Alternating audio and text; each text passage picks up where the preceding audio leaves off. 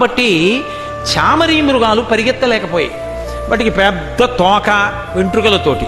అందుకని పాపం అవి ఏం చేశాయి, ఏనుగుల దగ్గరికి వచ్చేసాయి. వాటి గాలి వీటికి తగిలింది.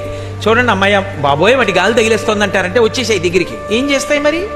అందుకని వెరచి చామరీ మృగంబులు వీచు వాళ్ళ చామరముల వాటి తోకలెత్తి ఏనుగులకి విసిరేయటే. నీకు చామరం వేస్తాం, అలసట తగ్గుతుంది పాపం, తిరిగి తిరిగి వచ్చారు కదూ. భగవంతుడికి వెయ్యవలసిన రాజోపచారం ఏనుగులకి చామరి మృగాలు తోకలెత్తి వేశాయి. ఎందుకు?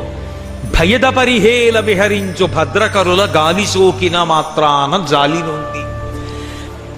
ఆ ఏనుగుల యొక్క గాలి తగిలేటప్పటికి భయం వేసి చామరీ మృగాలు తోకలెత్తి ఉపచారాలు చేసేయట. అంత భయంకరమైన ఏనుగులు. అటువంటి ఏనుగులు ఒకరోజు సాయంకాలం నీళ్లు తాగడానికి బయలుదేరాయి.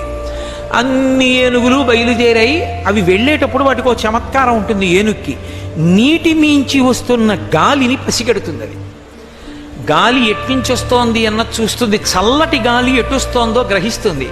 ఆ దిక్కుగా వెడుతుంది. వెళ్ళి నీటి కయ్య దగ్గరికి వెళ్ళిపోతుంది. ఒక్కొక్క ప్రాణికి పరమేశ్వరుడు ఒక్కొక్క శక్తినిచ్చాడు. అందుకే ఏనుగుకున్నన్ని తెలివితేటలు లోకంలో దేనికి ఉండవు. నైపుణ్యము అన్న మాట ఏనుక్కే చెల్లుతుంది.